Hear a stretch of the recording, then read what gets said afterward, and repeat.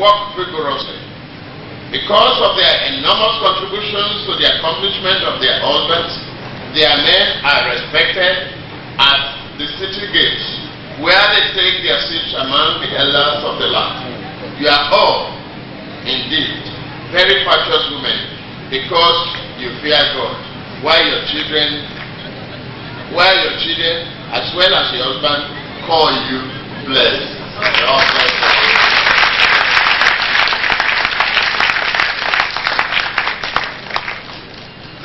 The choice of your theme is quite inspiring, and it reminds me of the women of our nation who toiled, including my mother, who toiled every day to raise a family. In every class that I was, while in school, half of us were fended for by our mothers. As I stand before you now, I'm flooded with the recollections of the women who paddled canoe throughout the week, transporting merchandise from one point to another in a great effort to put their children through school, put clothes on their backs and food on their tables. I also remember now women, our mothers, who sell all sorts of items from bean cakes, groundnut, cola nut, banana, name them, as part of their contributions to the development of their families, the community, and the nation.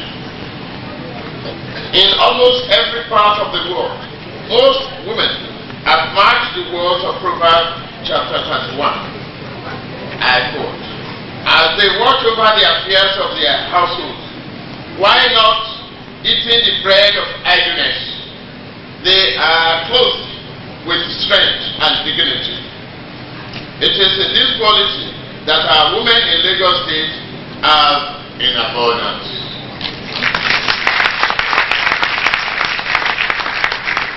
It is therefore no wonder that our state, which at its creation met with a lot of cynicism, doubt, and let's wait and see attitude, has not only succeeded but has become the leading state of our nation.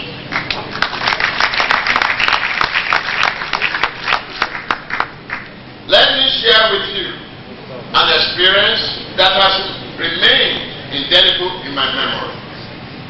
On a particular rainy day, I saw several of our women dripping wet, clutching their children, worse, grandchildren, taking them to schools. Some had the privilege of umbrellas, some had raincoats to protect them from the inclement weather. Some had only trays to shield them from the rain. Others did not have anything to prevent them from getting wet. Yet, religiously, rigorously, and defying the weather, these dutiful mothers ensured that their children went to school.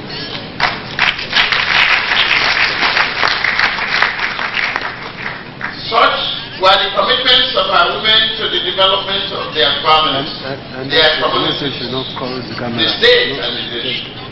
It is happening that the same sense of commitment has continued to propel council to continue the vision and spirit of its founders. As we go into the Women Conference 2001, I urge you to please be reminded of the ideals for which council was established and seek solutions to the myriad of problems and political problems, socio-economic problems besetting our state and the nation today. How did we lose our time-cherished values? What can be done for their restoration so that our society can know peace, progress, and prosperity again? What must we do to achieve peace and peaceful coexistence among ourselves? The children that we have are our treasures and the future of our state and the nation. We must invest more in their education and pay greater attention to their upbringing and development. This conference must be able to look at the possibility of returning the family as the true and the most important unit of our socialization. It will also be in order if council join the struggle for the entrenchment of democracy and democratic values in our society.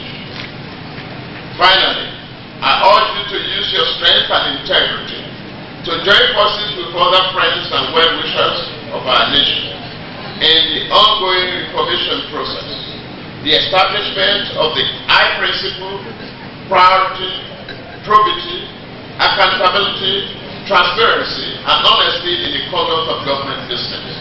I shall be happy to see you in the forefront of the struggle for the establishment of a true and just society in which the benefit of the laws and the resource of the nation are made to lead to everybody from bottom up and the top down, regardless of ethnicity, gender, and religious considerations. I congratulate the recipient of today's award, Mrs. Joy Udensi, a distinguished banker and late Omobayadeto Beni, who must have been recognized and honored. I challenge all women folk to emulate the good virtues of these awardees that have qualified them for this recognition. And before I conclude, I want to say this, and this is from my heart, to all the wealth of the Lagos State officials. I say personally, thank you very, very much.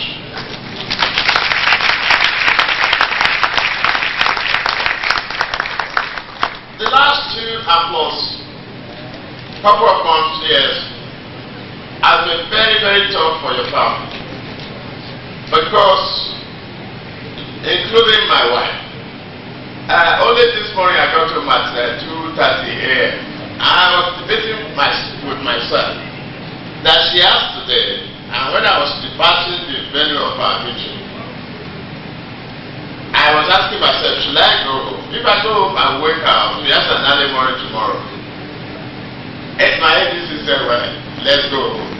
If you wake up, you go back to sleep. And I responded to my ADC.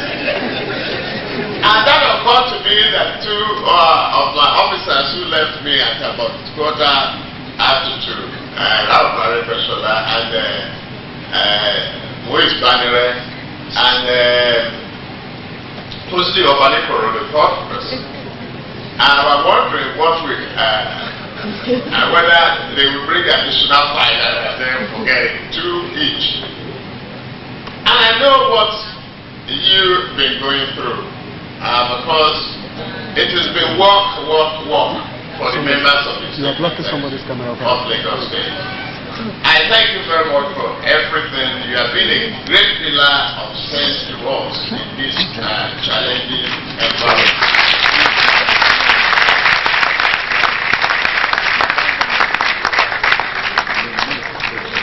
So when they tell you at 2:30 in the morning that they are coming from the governor, please don't doubt them.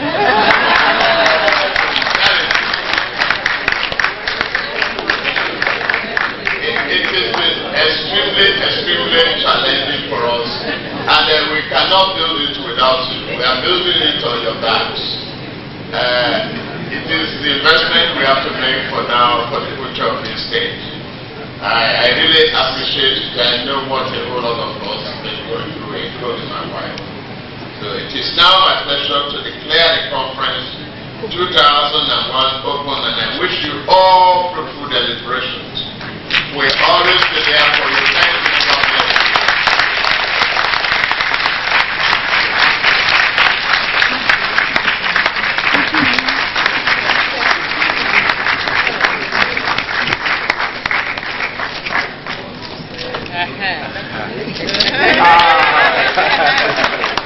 Thank you.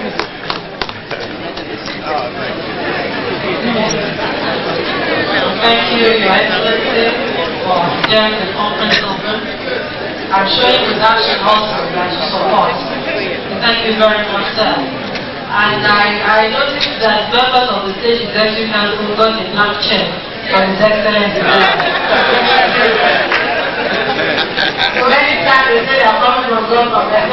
You can call to confirm.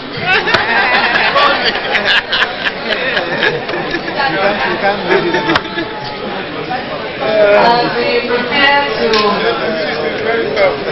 take the vote of thanks from the chairperson of the organizing committee of the House Conference 2000, we'd like to recognize the wife of the Chief Judge of Ondo State, Mrs. Kike Lomo Falodun. She came all the way to express our appreciation to our patron, His Excellency Asiwaju Ahmed Bola Tinubu, the Governor of Lagos State, for honoring our invitation to declare this conference open. We thank you for your support at all times. We are most grateful, sir, that you share in our vision, which is a great motivating factor in moving us on. We also thank our husbands, the commissioners, the legislators, the council chairmen, permanent secretaries, CEOs of parastatals, and other top government functionaries. Without your support, perhaps today would have remained on the drawing board. At this junction, I acknowledge the immense contribution of the first lady of Abia State, Dr. Mrs. Ifi Kanu, to have success of today's house. Dr. Mrs. Kanu, we thank you very much for your support at all times. May God continue to bless you. Our thanks also go to the Edo State First Lady, Mrs. Eki Benidio, and the representative of the Edo State First Lady for your presence. We thank you very, very much. We thank the gentlemen and the ladies of the press. We appreciate your coming, and we say thank you once again. Above all, we give all glory to God for bringing this day, for giving us success of the opening of this conference. We bring glory and honor to His name. Thank you all, and God bless you. God bless Lagos State.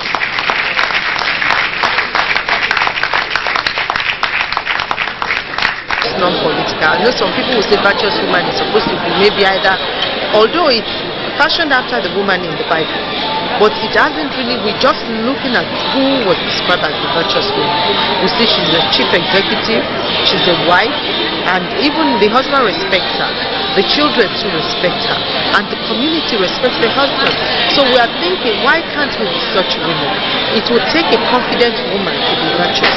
So we're not looking at the Nigerian woman. What are we going to do with the Nigerian woman? Okay, we look at them and see. We have to look at our health. Whatever the problem, we have to face it with courage. We don't have to be ashamed of it. We have to come out, it's time to lay our cards on the table, look at it, and deal with real issues. So we are looking at ourselves. How do we benefit ourselves? How do we develop good self-esteem, have the necessary confidence to do whatever we really like to do deep inside our heart? So, and reach for the skies if need be. So, you know, it's good for, somebody once told me that the poorest of men is not the man without money, but the man without a vision. So it's good for the Nigerian woman to have a vision and to pursue it. Either it succeeds or not. Like this was our vision.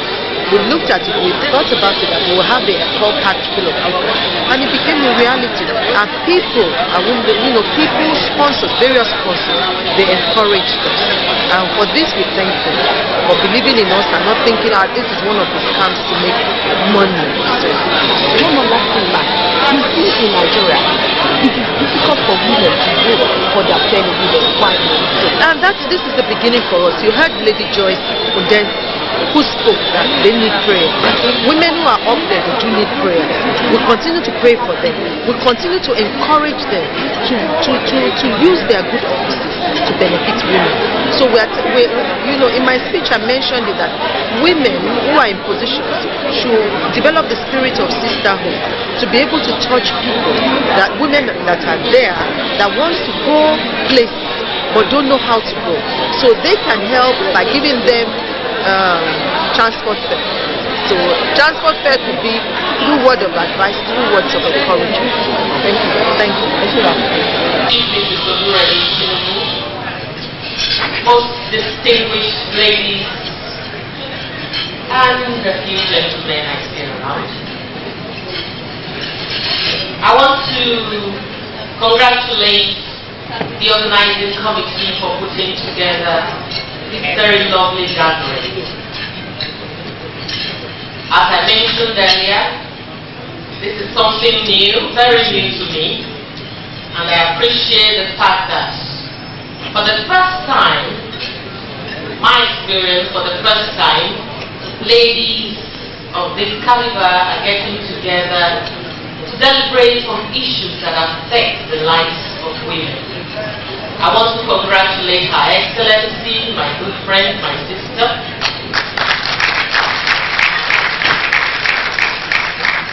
Chief Mrs. Tinubu, for this wonderful idea and for putting this together. Distinguished ladies, I wish it, and I do hope that when I invite you to come and honor man, you will honor my invitation and honor the women of my state. Once more, I want to congratulate everybody for being so patient and waiting to hear the papers that would be delivered this afternoon. I can assure you that having taken a glance through the booklet I was given, I know that we shall all benefit from the delivery of today. Thank you very much, distinguished ladies. God bless you, and I wish you fruitful celebration. Thank you. Lecture for this conference is coming from Women of TV. We're going to talk about and welcome Dr. Mrs. Olivia.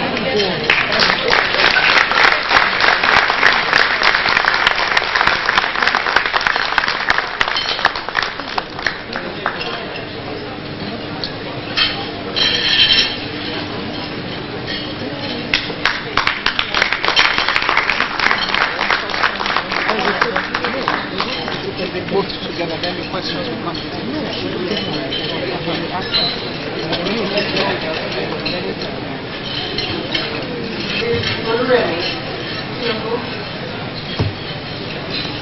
Chairman, Council, members of Council, other excellencies here present, all protocols observed. Gentlemen of the press, and gentlemen as well. First of all, I'd like to express my great delight in being able to address such an august audience. And I consider it a great honor that I have been chosen to present the paper at the second. I'm sure that all of you here are quite capable of reading English. Now, the longevity of that's being experienced in developed countries is now being extended to developing countries, all this in the urban areas. So now, it's time for us to start looking at the prevention of disease as well as the quality of life. In other words, what I'm trying to say is, for example, things like the menopause never existed at one time. The reason it did not exist is because women didn't live that long. So now that we are living longer, we are experiencing all sorts of diseases which were not there before. So now we've managed to extend our lifespan. We have to now prevent disease, one, and secondly, look at the quality of this life that we are living. As you know, in Nigeria, as well as many other African countries, women have always been afforded an inferior status in our culture. This starts from birth. We've been marginalized not only in the area of education, but also in health. I'm sure you are all aware of the scenario when a woman gives birth. And the scenario is amongst the men, the husband and his friends and so on. And they say, what did your wife have? And he said, oh, he had a boy. Ah, well done. Good man. If he says, for those in Yoruba, who understand Yoruba, Olamole. If he gives birth to a girl, well, never mind, better luck next time. And yet, here are all of us. And I think any couple or any parent will be proud of any one of us. However, it's unfortunate that only about 34% of the women in Nigeria receive education. But in the absence of formal education, there are initiatives like workshops, seminars, which was the 4th UN Women's Conference. And the bottom line from both of these conferences is that the economic and social development of a nation rests on its women. So this is a globally accepted fact. We've heard this morning how the woman has been responsible for organization of the home. I think His Excellency put it very aptly, described very graphically our roles in the home, how we look after our children. It's the woman, when the child is sick, that will take the child to the doctor, will find schools for the children, will take the child to school. He mentioned people carrying children to school in the rain. I still believe, and he probably knows, that the school run, as we put it, still exists very much in this country, and the women are usually responsible for it. We are responsible for their health, education, and psychological support. We care for the family, the extended family. When we are having a burial, a wedding, or a funeral, or marriage, who is the one who runs around organizing the food, ashwebi, etc.? The husband will turn up at the appropriate time. In many instances, the woman also plays a substantial role in augmenting the income to the family, in addition to her other responsibilities. And I do believe that in this day and age, most of our sons, very few of our sons would be prepared to marry a woman with no job. This isn't new, because many of our grandmothers also used to toil on the farm, as well as look after the home. However, sadly, contrary to what would be expected, very little attention has been paid to the general well-being and health of the woman. There are inadequate and inaccessible mandatory health care services, such as antenatal care, delivery, family planning, information, education, and communication regarding screening for cancer or medical disorders in Nigeria at the moment. In developed countries, attention is being paid to the prevention of disease and the general well-being of their women. And relevant facts and discoveries are disseminated and promoted along these lines. It's my mother in England who tells me the things I should do with my body, what is going on, what I need, and so on. My mother is 91. She sees it on the television. She sees it in the papers. What access, what information do we have there? So this paper is generated to highlight where we are regarding the methods on ground, which will contribute to the general well-being of the mother.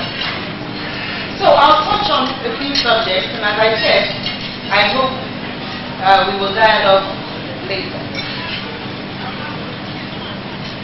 Well, we'll start off with periodical medical checkup. Usually, up to the age of about 40, women are likely to get examined. As young girls, will get examined either on entering school or going to university, and subsequently each time we are pregnant. At these attendances, any clinical abnormalities such as bad eyesight, hearing, any heart disease, hypertension, diabetes will be recognized. This is one reason why it's important for you to allow your children to be examined when they are entering school. Many people will ask us to just take the medical certificate, which we could do, but it's an opportunity to be examined by a doctor and discover early any of these abnormalities and have x-rays. All these disorders, if detected early and treated consistently, will not affect a woman's lifespan. That is diabetes, hypertension, eyesight. Once they're discovered early, you see your doctor regularly, and you abide by what your doctor is telling you, it will not affect health or your lifespan.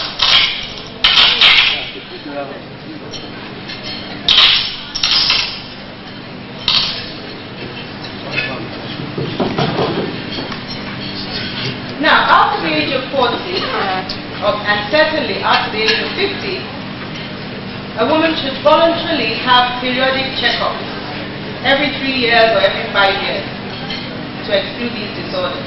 Now, weight, I'm just picking on one or two things. Weight is a very important health monitor. In Nigeria, to be overweight is common. And in our women, it's a sign of looking fresh. Anytime I travel, I come back and they say, you are looking fresh, so I know I have to go on a diet. Otherwise, the other thing is that, your husband is looking after you.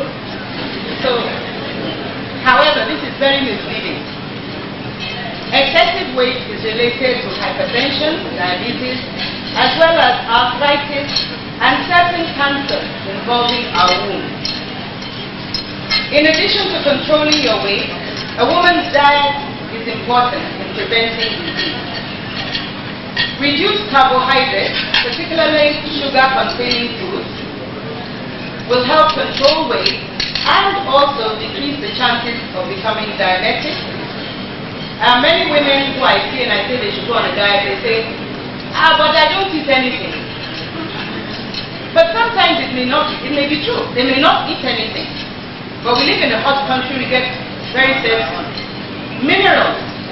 Each bottle contains 6 lumps of sugar. And you'll find that this woman does not eat anything but drinks about 10 minerals a day. Reduced intake of cholesterol, which I'm sure you've all heard of, which is found in certain fats, such as butter and in eggs, will protect from heart disease and stroke. Too much salt will enhance the onset of hypertension. I don't know if I should say that Maggi and all cubes contain salt, so be careful. And meat such as shaki, abodi, those sweet ones, they can increase your uric acid level, leading to gout. Now, in conjunction with diet, exercise is not only good for weight control, but also helping in circulation and reducing stress. I'm not going to go into that as well. I'm sure that this is going to be ably dealt with by Chief Oprah Benson, not only speaking to you, but showing you the effects of such things. Our culture does not promote exercise in our day-to-day activities. Come out of the house, you get in the car. Come out of the car, go into the office. From the office, you go to it. Look at us here now. We've been sitting here since 9 o'clock. What haven't we eaten? We didn't even have to get up and walk to a restaurant and use that for exercise. The food was brought to us on our chair. So our culture, as it is, does not promote exercise. So it's important that you either manage to exercise passively at home, or you can jog if you don't get knocked down by a car. And if you can afford it, then you join a gym. But exercise is very important. Now let me go into my field. Let's talk about pregnancy. Well, we all know that pregnancy is not a disease, but it's a physiological condition peculiar to women. Scientifically, men could carry pregnancies, but I think after one birth from a man, if one man was to go into labor and deliver one child, that would be the end of that family. No more children would be born in that family. However, pregnancy causes a lot of ill health and death. Pregnancy-related conditions are responsible for 585,000 deaths per annum in the world. 99% of these are in developing countries like Nigeria. Nigeria, as usual, like the Eagles and all that, leads on this account, on this count. For every woman who dies, 20 will suffer ill consequences as a result of the pregnancy. It's very important that pregnant women should have adequate antenatal care and be supervised by skilled medical personnel during labor and delivery. One may be saying that I'm preaching to the converted, but as I said earlier, in the absence of formal education, we women who are enlightened and who have such information at our fingertips can pass it on at various venues to women who are less privileged. In addition to this, you must have adequate referral systems. That is, if you have a problem, you must have somewhere to refer that patient to so she can get better care. And also, sometimes you get a patient who's laboring fine, she cannot deliver herself. Or suddenly she starts to bleed. Pregnancy and delivery is particularly delivery, is such a hazardous procedure. And that is why in Yoruba, when a woman delivers successfully, you hear ekwewu. That means that you've managed to get over the dangers associated with it. So you need referral systems to where specialized care is available. As of now in Nigeria, only about 35% of deliveries are supervised by trained personnel. Some people argue that there aren't enough trained personnel to cope with the number of deliveries, and that there is a need for people like traditional birth attendants, etc. Well, there's nothing wrong with traditional birth attendants, but one would have to train them to be able to recognize when the complication has arisen and know when to refer to the hospital. Then women's lives will be saved. Now, we ourselves are very responsible for our pregnancies, and this is not talking about people who have not been educated. I'm talking about educated women that I see every day as well. When we are told to come for cesarean section, what do? You run away to a prayer house and try to deliver, and then you pray on your leg for 2 days before you come back to who has already said come for the section, by which time anything could have happened. We are responsible for that. Similarly, when we tell women, or women are told, that another pregnancy is going to be hazardous to your health, say no, don't have any more. There are very high-risk pregnancies associated with medical disorders. We have to comply and not go looking for that much desired boy or girl. I have a story of a patient, a young girl, that I looked after many years ago, who had 4 girls. And I thought we had decided between ourselves that that was enough. I'm talking about maybe 8 years ago. I saw this girl recently, about a year ago. No, not after that, maybe about 6 months ago. And she was pregnant. And I said, patient, what is this? And she looked ashamed and all. I said, you're looking for this boy, sir. And she just was very bad. Just go and cook. Now, unfortunately, I traveled for a while and I came back. And when I came back, I found that the patient was delivered prematurely of twins and died. And she had what? Twin girls. I hope I just say, when the time comes to refer this story to yourself, and when the doctor says it is enough, you just thank God for what you have. We are responsible for our health. We don't take it seriously. It's a very serious condition. The next thing I want to talk about is pregnancy. Consequence of unwanted pregnancy. Abortion. This is one of my fortes, but I will not dwell too much. Induced abortion from unwanted pregnancy in our environment accounts for many of the 50% of the There are over 600,000 abortions in Nigeria every year, and this is one way to ensure that it's much more. About 60% are done by fact. And the return and they account for about 60% of the population. Those who don't die suffer from long such as chronic infection, ectopic pregnancy, or sterility. mentioned the psychological trauma that's associated with poor experience. It is therefore mandatory as our female adolescents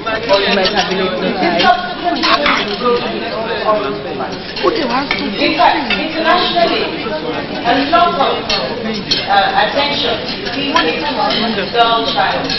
But the girl child in a recent study in Nigeria, 30% of those having abortions were married. The factors responsible for unwanted pregnancy: lack of education in our youth, leading to early infertility. By the age of 18, 50% of our girls are menstrual cycles. 12% are menstruation 12 years. This, because they're ignorant, they're scared, it's not really happening. Well, there was a time I just I want to take my they are with their friends who are equally ignorant. They are poor, they go to practice.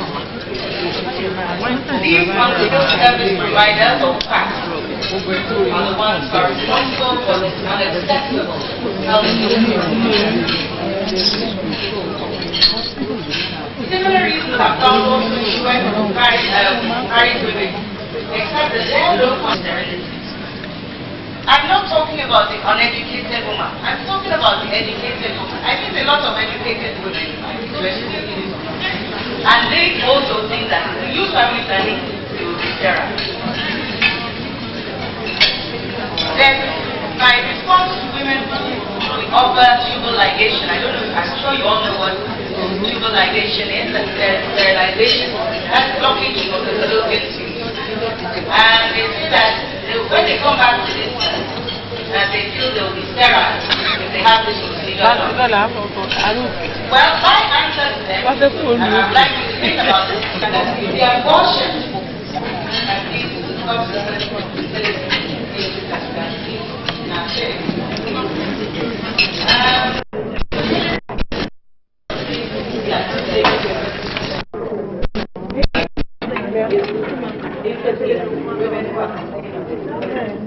And when taking the history from these women, you will ask them, have you had any abortions? They will say no. Have you had any miscarriages? They will say no. Then you say, have you had any miscarriages? Yes. What is abortion? What is the answer? They don't belong to abortion. So I said, okay. And how many? But that was when I was in school. I said, have you changed your own since that time? It's very sad. The last time I saw problems of youth and young girls have, and now the rest about complications later on in life. Then give them information, education, on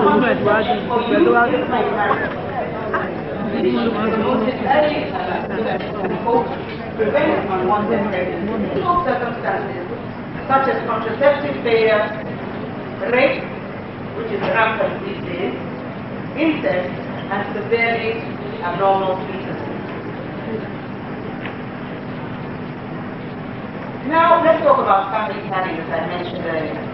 It is an integral part of reproductive health. We know that the greatest number of deaths from pregnancy and childbirth occur in the very young, the very old, and those who have more than 4 children. In addition, when children are born less than 2 years apart, there is a possibility that the older child could die. This is from research and studies. So for these reasons, it's important to be able to prevent pregnancy until a girl is old enough. You know, in some parts of the country, they get married very early. Even if they get married early, they don't have to get pregnant early. They can continue in school and then use family planning, and then when they've had their education and their body is now developed enough to carry a pregnancy and deliver a child, stop contraception.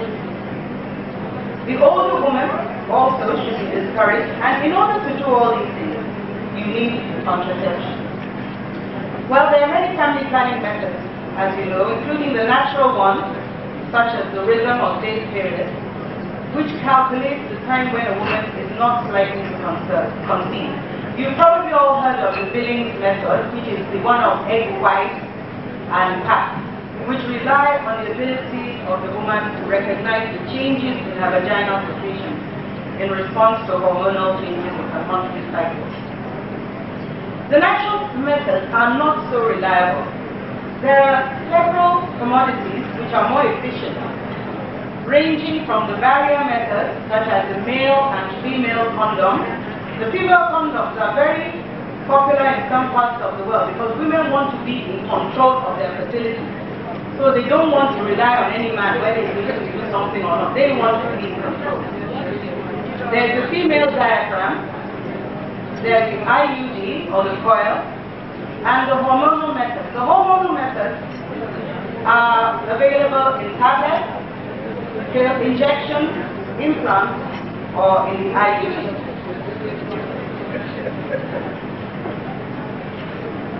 Now, the condoms are used for occasional intercourse. But the good thing about them is they protect against sexually transmitted diseases, including HIV/AIDS. And this is why women in other countries want to have their own. The diaphragm, again, is another barrier contraception. But you need a lot of motivation. The coil is efficient and requires no further thought outside its insertion, but it's not recommended for people with multiple sexual partners. It lasts for about 6 years. The hormonal contraceptives are the most efficient, and they can be administered, as I said earlier, by pill, injection, or implant. When taken as an injection or implant, the common side effect is no period or irregular periods, and sometimes this doesn't suit every woman. The advantage of the oral contraceptive pill is we found that it also protects against certain diseases. It protects the woman or the user against cancer of the ovary. It protects against cancer of the womb while you're taking the pill. It protects from breast lumps and also pelvic infection. So it has a lot of advantages. Emergency contraception. You've probably heard of the morning after pill. This is a pill which is being promoted now, particularly amongst adolescents, and is useful in situations such as rape or forgotten pills. And if these tablets are taken within 3 days of the risky act of unprotected intercourse, the patient can prevent pregnancy. When a woman has completed her family, she has the option of sterilization for family limitation. Sterilization has no adverse side effects. Many people think that if you're sterilized, you start to grow a beard, or you start to get fat, and so on. It doesn't happen. It's a minor operation in which the fallopian tubes are artificially blocked. It can be done under local anesthesia and the patient goes home the same day. Sterilization can be performed in the man instead of the woman, for your information. And in fact, it's even less risky in the man. And the vas deferens on both sides are blocked. Again, minor, local anesthesia, and go home the same day. So you can promote it to your husband. Needless to say, well, in Nigeria, the latter is quite common. I think in India they were giving them radio sets or cassettes for every man who has a vasectomy. But I think here in Nigeria, even if you offer them Mercedes-Benz S-Class, I don't think anybody will take up your offer. They are permanent procedures. However, in developed countries where they are very popular and women do it just carelessly, it can be reversed in a number of cases. Fibroids. Everybody knows about fibroids. We'll talk about fibroids. We're seeing them every minute. They are a disease that, due to our anatomical makeup, we women have to suffer. However, although it's seen in 20 to 30% of women, not all fibroids need treatment. They are non-cancerous. They are commoner in blacks. They are commoner in the obese. And they can get to they can either be very, very small or get to very large size. They may be silent or they may produce symptoms. And the symptoms we see are usually heavy periods, infertility, abortion, or some complications which may occur in pregnancy. When they are over a certain size, however, or when they are producing complications, they need to be removed by operation. And the commonest operation is where you remove the tumor itself, and that is myomectomy. But if the woman has completed her cancer, it doesn't need to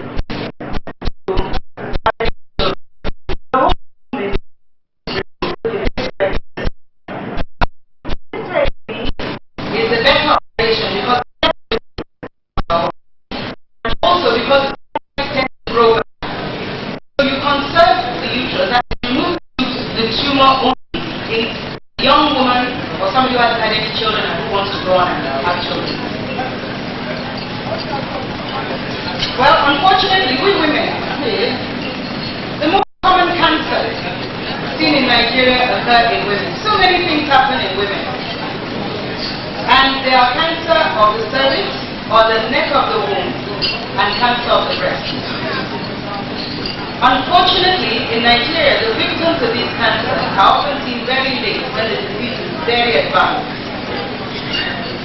The cancers are most commonly seen in later life. And contact bleeding, that is bleeding either outside of the period or following intercourse, is one of the earliest signs in the case of cervical cancer. I believe that the reason we see it late, that this symptom does not occur early, is that our women tend to stop having intercourse after a certain age. The reasons for this may be because we believe that intercourse is for childbearing only and not for enjoyment. Another reason is that following the menopause, many women think you cannot have intercourse after the menopause. As I said, the disadvantage of this is that this early sign of contact bleeding will not manifest itself early. And it's when you get to the stage when the tumor has spread, now causing foul smelling discharge and bleeding by itself, that the woman now turns up. Even then, she may not come immediately because they get embarrassed by signs and symptoms related to the private part. Of course, by the time they come, it's almost too late. So ladies, intercourse is not only for childbearing, and you can go on after menopause, and it might even save your life.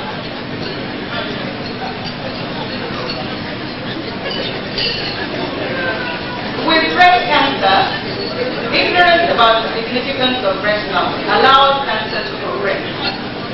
Then, these tend to, by the time they start getting ulcerated, the shame and embarrassment stops the woman from coming early. Women come late with their breast cancer. Now, both these cancers are being addressed in developed countries. In developed countries, cancer of the cervix is virtually eliminated. This is because it's detected in the early stage. We're very lucky that the cervix is a very accessible part of our body. It's pity that God chose us to give us a cervix that can become cancerous, but He now compensated us by putting it where it can easily be accessed. So we thank Him in His mercy. All it involves is just like an ordinary internal, when you go to your gynecologist, assuming some of you go, and you can look at the cervix and take up some of the cells and look at it under a microscope. It's cheap, it's painless, and it's very effective. Luckily, cancer of the cervix starts before it has become a cancer, and it goes through a period over about 15 years before it becomes cancer. So if you pick it up with this pap smear, as we call it, before it becomes a cancer, it can be treated and you will not get cancer. So cancer of the cervix, it has been virtually eliminated in developed countries. Now, I don't know why our women, we have about 400-500 women here. as I said, it's a very august audience. We are all highly educated. Can I ask a question and get a response? How many people have had, you all travel out, we are in and out, you know, as the jingle says, Rome today, Italy tomorrow, and so on. So we travel, we're enlightened, we have CNN, we have Sky News, we have BBC, we have everything. How many women here have had a pap smear in the last 3 years? Can you see? Can you see? Can I count up to 10? I certainly cannot count up to 20. And we have access. We travel out, as I said, it's a very simple procedure. Okay, let's say that many of you here, you don't want to go and spend your foreign exchange going through Bupa, going to Harley Street, etc. and paying American insurance to get a pap smear, even though it's going to save your life. It's better to go shopping in Harrods or Macy's or whatever. It's okay, keep your money for that. The facility is available here in Nigeria for next to nothing. You know this naira, we can spend it here. That one is not a problem. There are 2 centers where you can get this almost very, very cheap. One of them, the Medical Women's Association